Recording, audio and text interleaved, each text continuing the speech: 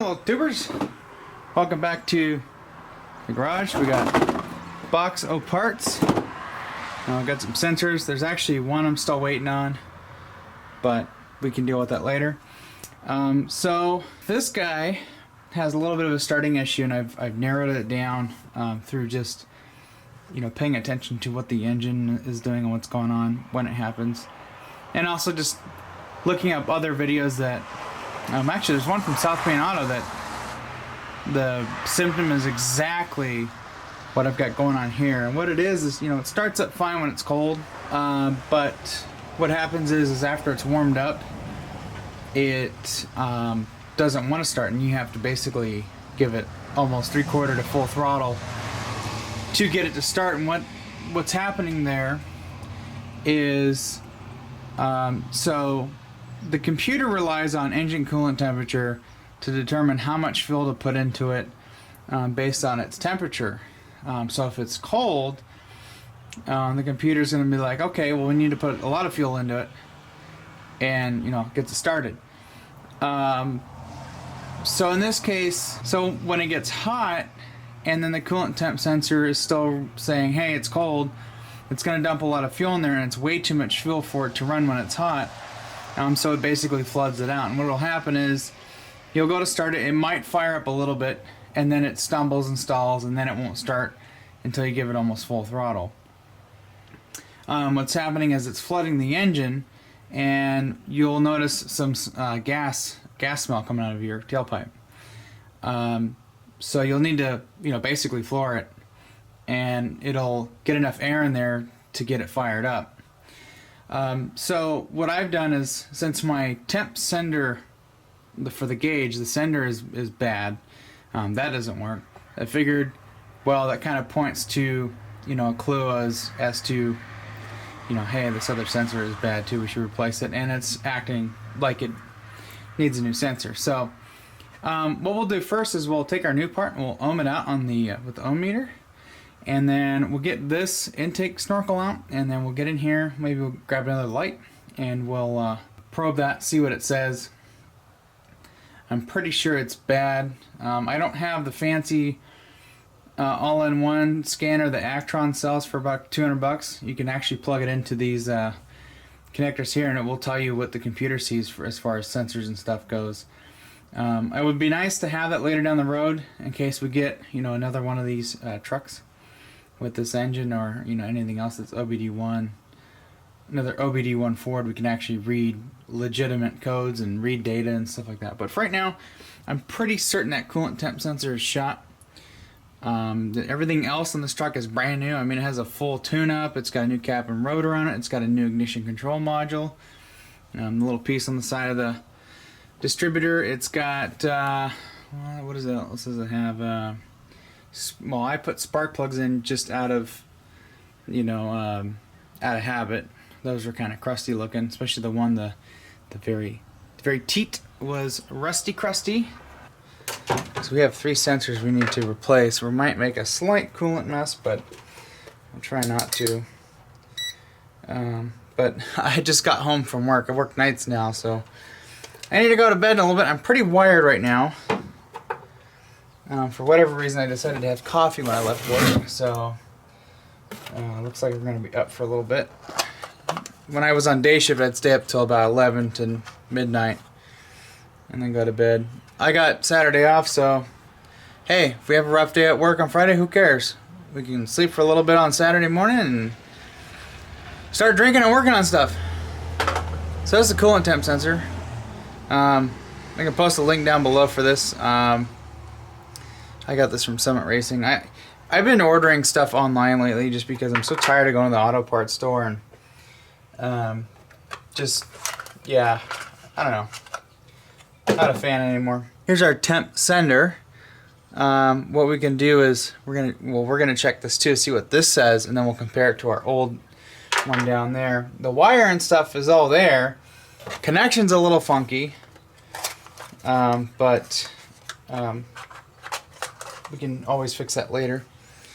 I'm replacing the air temperature sensor. This goes in the intake manifold. We're going to put a new one of these in here.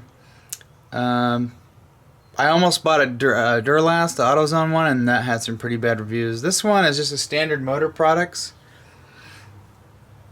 which is what I've been using. This is what Bronco Graveyard uses for their stuff. I'm just hoping with all these new sensors and stuff we can get this thing running tip-top shape. I mean, the engine itself is pretty healthy and the spark plugs were okay. But I want this to be a good, solid, reliable rig for not just for me, but when I go to sell it later down the road, whoever else goes to buy it will enjoy it too. Bought a new washer pump motor. Washer pump motor, is that redundant? Yeah. This one is flat dead. I got power when you push on the switch, but the motor is trash. I've got an 11/16 socket. I'm going to use this as a holder for this. Works good. So I'm just going to take my leads, I've got it on ohms here, and we're just going to touch the leads here. So I've got 58 ohms sitting here, and it's about 50 degrees out here. Let's see. So we're 58 on the coolant temp. Let's see what kind of ohmage we got on our intake temp sensor. 56. Okay. And then this is probably actually the socket I need. We'll leave this socket out. This is the one that we need for our actual replacement. Okay. Let's see what this reads. This one reads, this is going to be different for the dash, but this is 500. Is that 500 ohms? And then, you know, short to ground. Short to ground would be hot, I think. So we'll measure the old ones when we get them out and we'll see what they're at. I just watched a South Main Auto video and it hit a 94, which is basically the same setup just with some accessory drive upgrades, and it's mass air,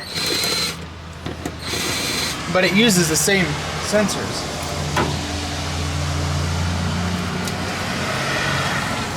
You'll have to excuse the noise. It's first thing in the morning and everybody's got places to go. And here I am working on my Ford. So our coolant temp sensor lives right down there. Maybe get this wire out of the way here.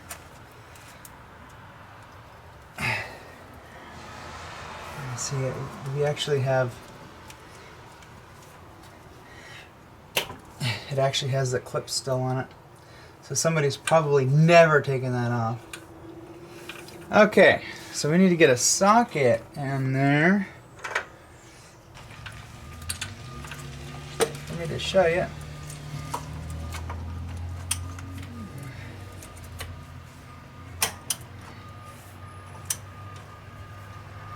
Let me get a bar on there so I don't break my, bust my knuckle up against something.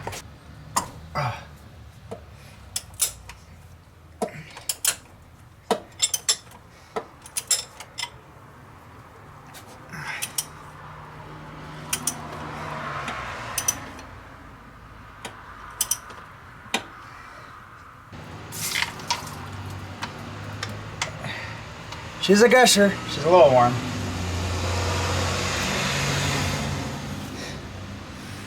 Whew.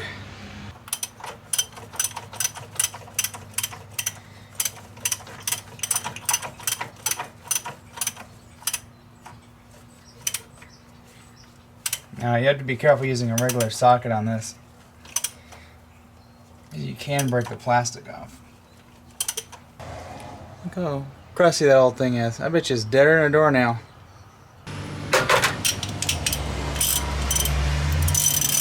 Okay, this is a 11/16.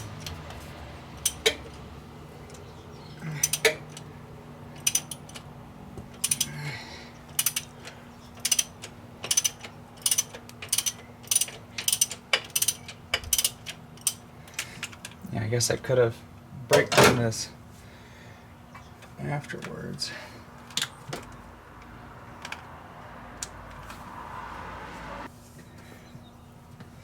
got a good vacuum on it. Now there's no pressure.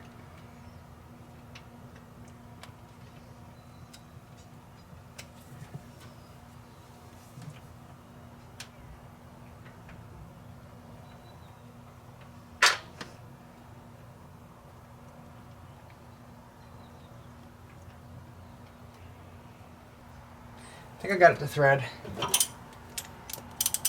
Let's try and...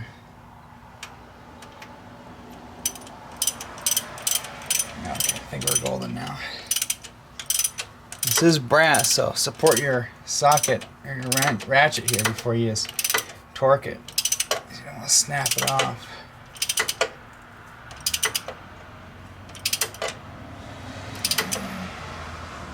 Click. She's down in there pretty good. Get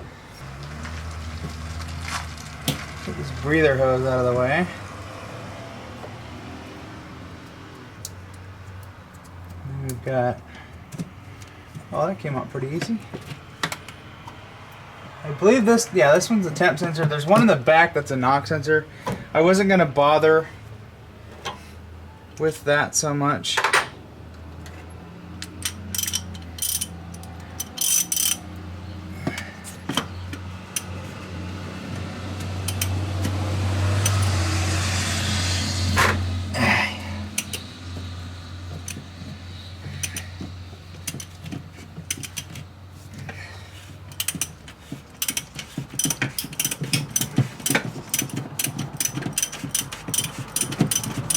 Just starts dumping coolant everywhere.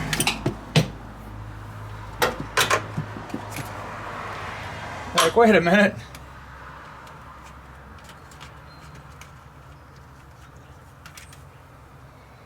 Ugh. I would say that's going to cause some fuel economy problems. You guys got one of these 302 EFI trucks and you want to improve fuel economy, either cleaning or replacing this is a good idea. These are turning green, and pretty much, you know, with, in my opinion, when stuff like that starts turning green and it's old and the truck's kind of running weird, swap it out. So first of all, this engine has had top end work into it, I can already tell. That's also a result of like a lot of blow by, and plus you got EGR over here, which you can't see. EGR systems can coke things up. Okay, finally got the thread. So keeping stuff like that clean is key. This is probably from when this engine had some issues.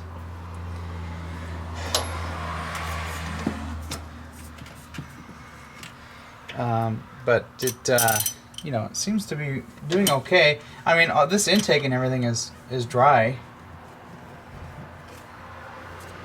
for the most part. You know, this has no screen on the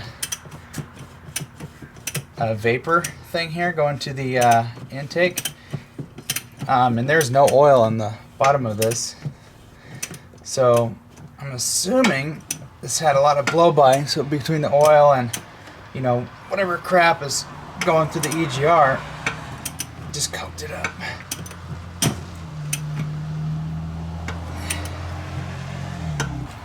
Cool, we got new sensors. The only thing we're missing is the map sensor. I ordered a new one of those. You know, why not? Let's just order it, get a new one in there. And, you know, just shy of throwing an O2 sensor at it. She's golden. So I gotta go wash my hands. I got that nasty coolant feel on them. There's plenty of, well, there was plenty of coolant, or is there? Sucked her down. You gotta top that reservoir. This radiator was actually low when I got it. So, and with the fresh cooling system on it, I think somebody just did all this work and then just gave up. So, yeah, I'm gonna actually, let me get the intake tube back on, and then we'll clean up and we'll test those sensors. And then after this, you guys can watch me buff the hood out on this. I tried a couple of different deals for polishing. I used one that I used on my other truck, and that worked really good. Then I bought a new one from Amazon because I thought I was out of the one that I had.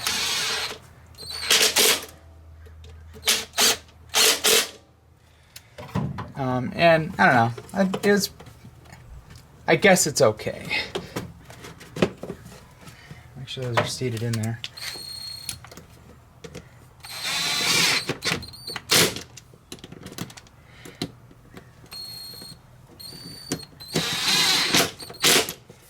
Okay, so we got our sensors. Oh, let's plug this back in because we will have air conditioning working in this eventually.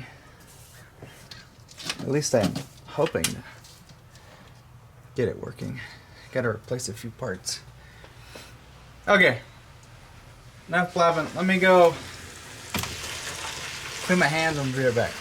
Camera battery ran out of chooch. I don't know if you saw it, but the gauge is creeping up to high.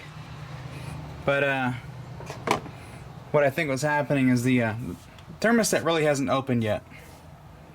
It was just warming up, and this is like lukewarm, so the radiator's cold. But I got this thermocouple jammed in between those two bypass hoses. You know, if this was really hot, it would, you know, make that shoot up to, you know, whatever the temperature is there. And this piece here it's a bypass. It's a little bit warmer than that. So we were hitting 160, so she was still warming up.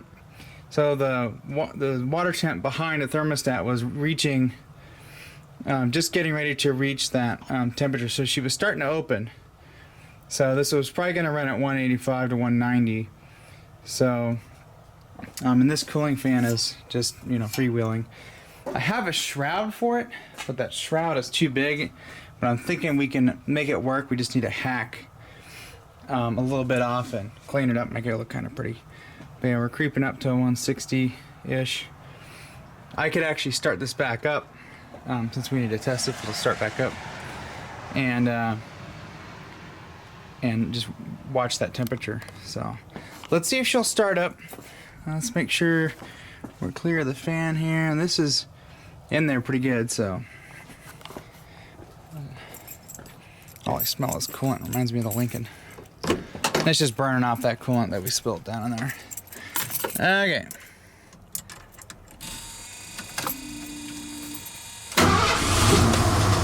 Just fires right up. I think that air pump's about ready to go. I'm probably gonna take that belt off.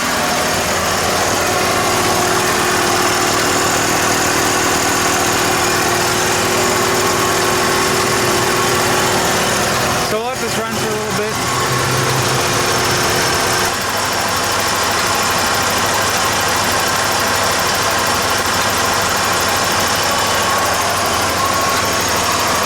She's purring like a kitten.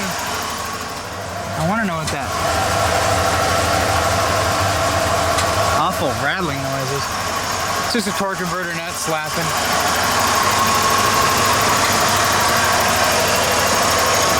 So we're creeping up on 160. Let's see where our gauge is at. Oh yeah, it's coming right back to the middle. Okay. So that gauge is actually working somewhat accurate. Yeah, this has got pressure now, it's warm. It's you can keep your hand on it. 160. It's got a little plug on the top of that outlet there. I might actually use that to put an aftermarket gauge. We might throw some aftermarket gauges on this just for the hell of it, just for making a YouTube video. Yeah, we're kind of running in that normal range. It's winter time, so this is probably really not going to need a fan so much until you start hauling a load. 166. I don't think that air pump's making that noise, so we don't have to worry about that. We got a shield or something that's clanking. Exhaust smells like it's still warming up. It's probably still like an open loop. Sounds good. Just smells like it's got a lot of moisture. Doesn't smell like coolant though. So 170. That's probably more like 175. You got a little bit of heat loss with that heater hose there. So 170, we're in the middle of the gauge there. I'd imagine it goes all the way over if it runs at anything over 200 degrees.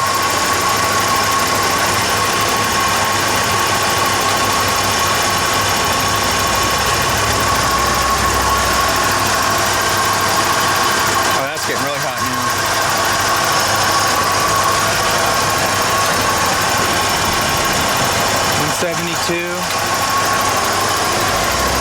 I'm gonna let that get to 180 and then we'll see where it sits. Gave her a few revs and it kind of backed off. It's a little clanky when you give it some revs. I hope we don't have valve train problems with this.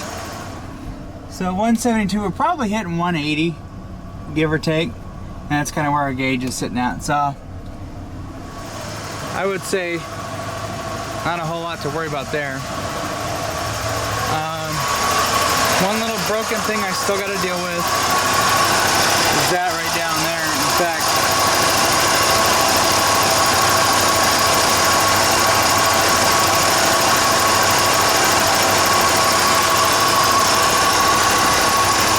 wrong end. I seen if it had vacuum.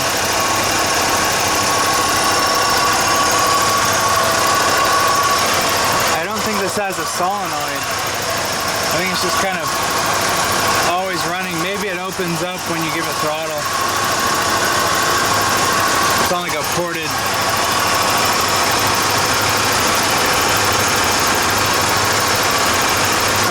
loop. Kind of like a carburetor. So, I'm happy with that. Alright, last thing for this video, before I show you me polishing this turd. One of you's mentioned some BG 44K or something like that. So I got the fuel system cleaner. I'm gonna put half a bottle in the tank right now. This we're gonna save for our oil change.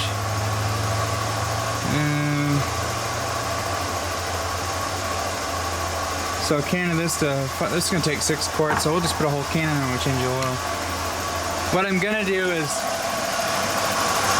after the first oil change, we're gonna run a conventional oil first, and we're gonna run a cleaner of some sort, like maybe just a Marvel Mystery Oil. We'll run that for a little bit, just let it kind of cycle the engine out, and then we'll go ahead and put, we'll change the oil. We're gonna put Motorcraft oil in it, and then when we do that, we'll put like 5.5 quarts in there, and well, this is 11 ounces. We could just put 6 quarts in there and just dump that in. That's not that big of a jump. I'd say we're at operating temp. So what I'll do is I'll shut it down. I'll put the fuel system cleaner in. And then,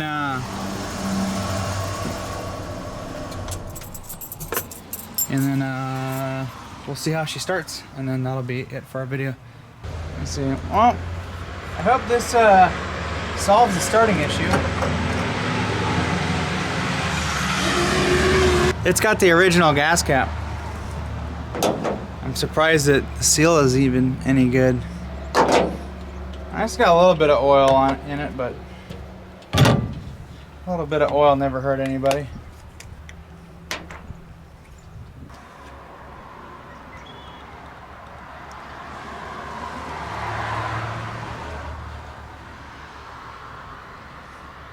Yeah, that ought to be about half. We'll save this for the next half tank.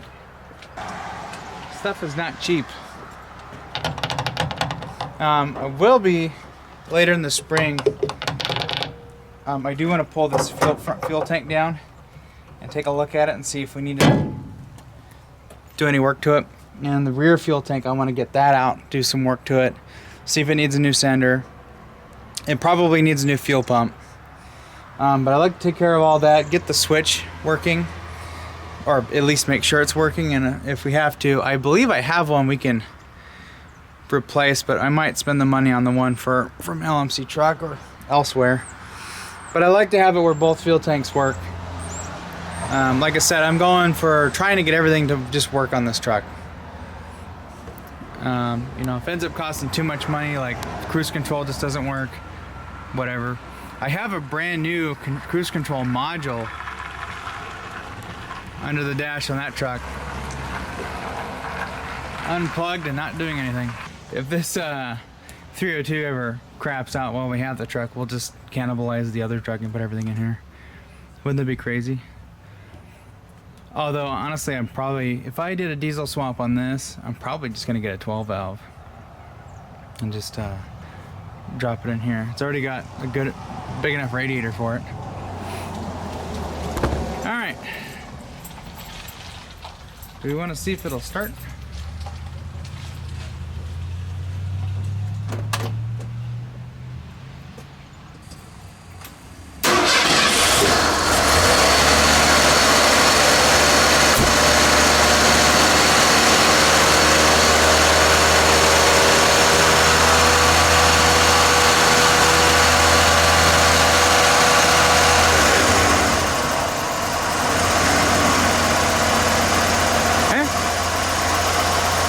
For a second, and then it's like, oh, everything's nice and good, and then it just meow. That EGR valve probably needs to be cleaned. It's kind of a little sticky. Hey, maybe we'll open the parts cannon on that one too and throw a brand new one in. Who knows? Hey, while we're waiting for stuff, you want to put the new washer motor in? Kind of had some connector problems here. I cleaned up the wiring just a little bit, but she was a problemo. You know, we can get in there with a whole screwdriver and just yank that thing out.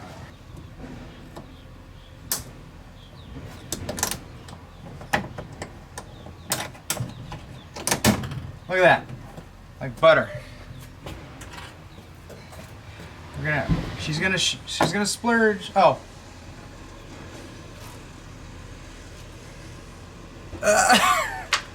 That's what? Oh, what?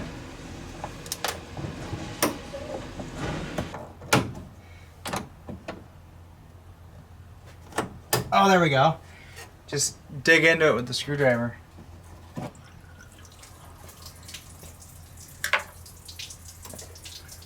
Well, it's not locked up, but she's all coming apart. Forget about it. So what I'll do, this kind of just goes in whichever way. Get the mud and schmoo out of there. And then we'll just get a screwdriver and we'll just push that in there.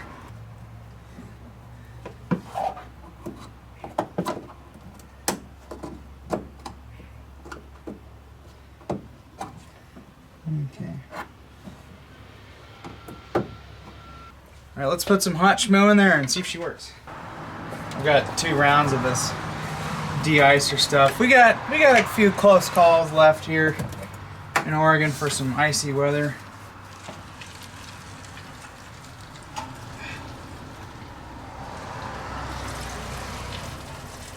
Okay, so you just got out of Taco Bell, you had lunch, and then you're like, okay, it's time to head home now.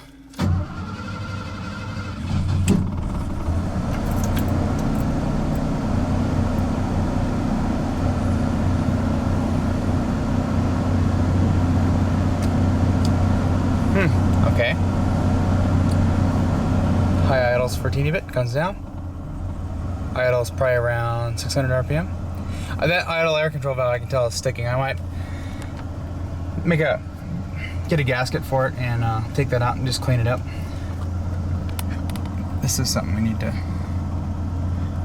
well, maybe not.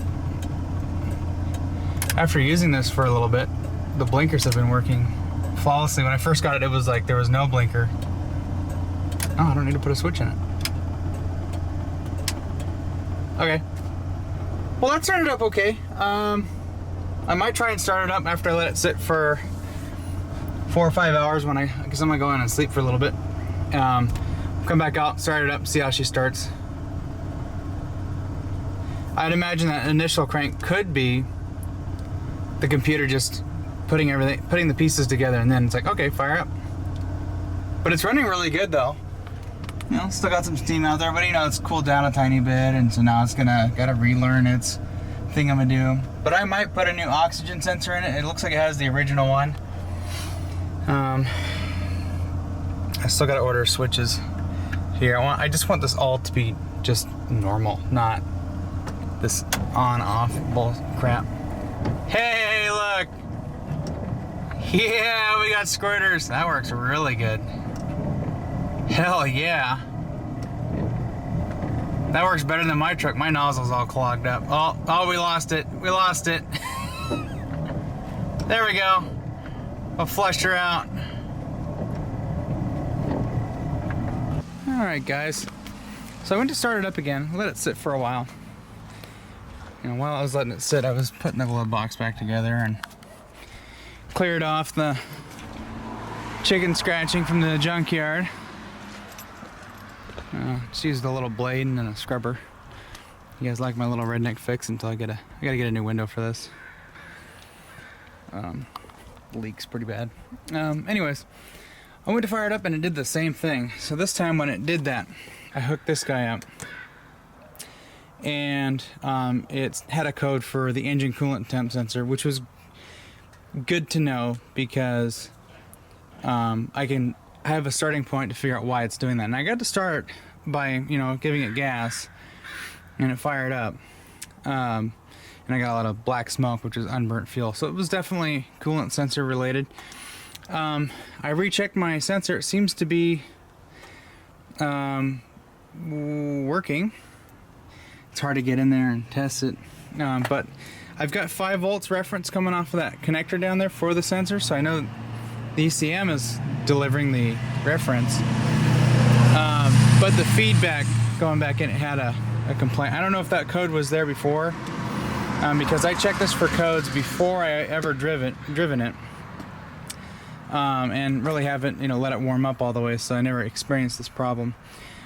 So what I did is I disconnected the battery, put the headlights on and everything just to kind of drain any residual power in the system. Put this back on. I ran this guy. Now I actually started the truck. I let it boot up first, you know, let it get acclimated. I put this on and I did the test.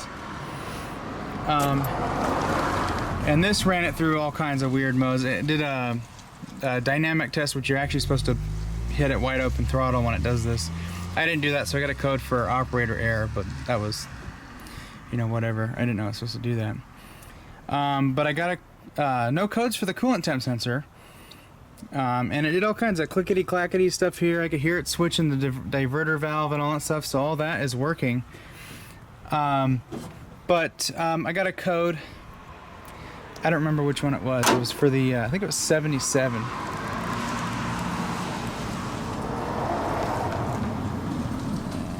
Or 7. Oh, that's French. I think it was 70.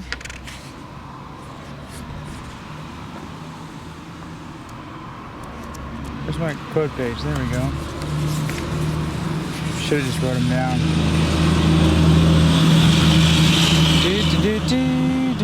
That wasn't 77. It was shoot. Which one was it? It was yeah, daggum. Oh, 42. It's squawking about the O2 sensor. So that would be that scabby looking guy in the back. So that needs to be chunked out of here. And then everything else was just dynamic range testing stuff, just operator error. So I think after replacing that sensor, maybe it needed to be reset so it can relearn. So I'm gonna roll with that. I'm gonna let this sit here for a little bit. It's still pretty warm. I'm gonna try and start it again. And then if it does its crankety-wankety thing, then we'll put our code scanner on and see what's going on.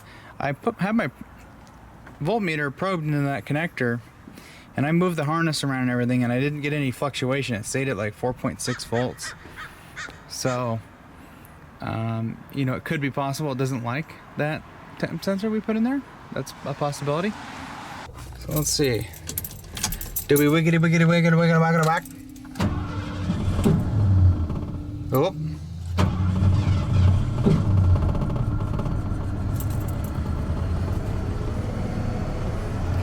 That was kind of weird. Okay, high idles.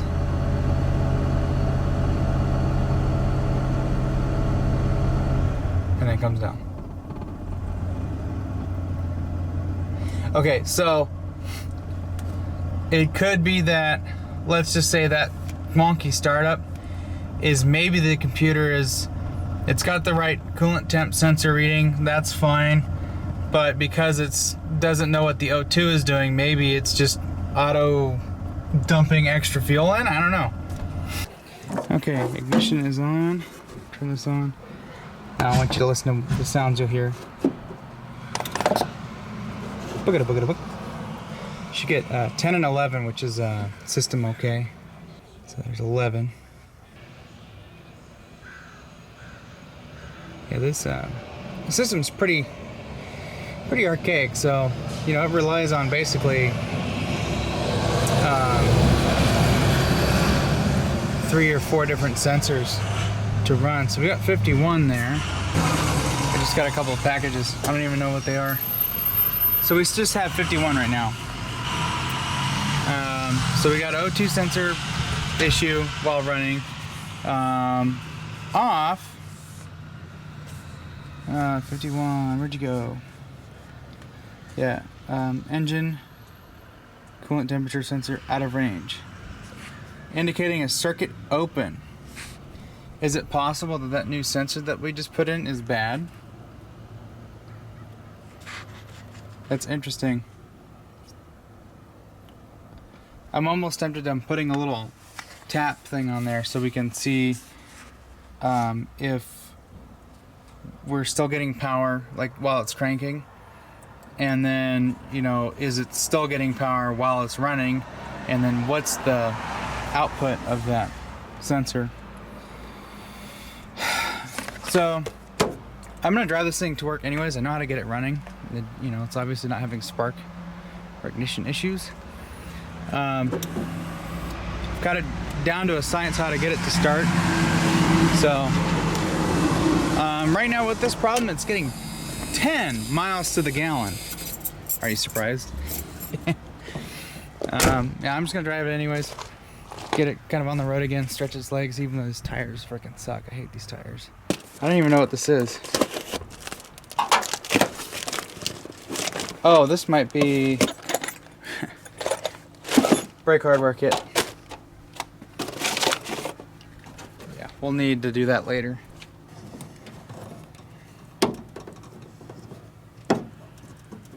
Let's push that down like that. And off like that. Got 2 screws there. They're probably a weird size. Kind of throwing the old parts cannon at this thing. You know, a lot of this stuff just, you know, it needs to go. It's old and cruddy and whatnot, but let's see. Oh, look at that. It is a 7mm. That's tightening it. Whoops. Let's just snap her right up, huh?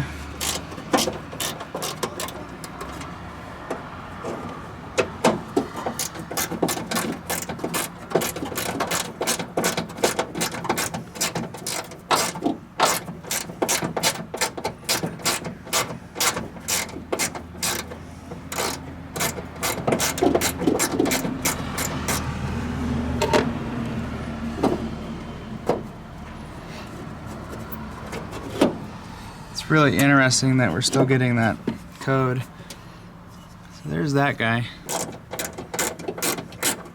This truck's supposed to have a check engine light or a emissions light, but so far it hasn't been coming on, and the bulb honestly is probably just blown out. And we're gonna do an LED conversion on the dash later, but we need to get this thing tip-top shape under the hood here.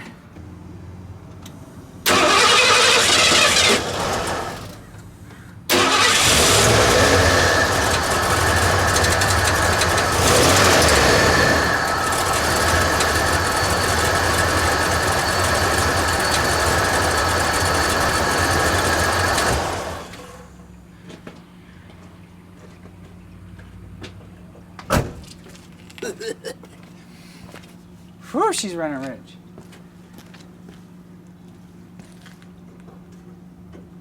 Now let's plug our...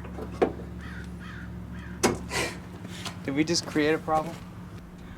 I don't think it liked what we just did there.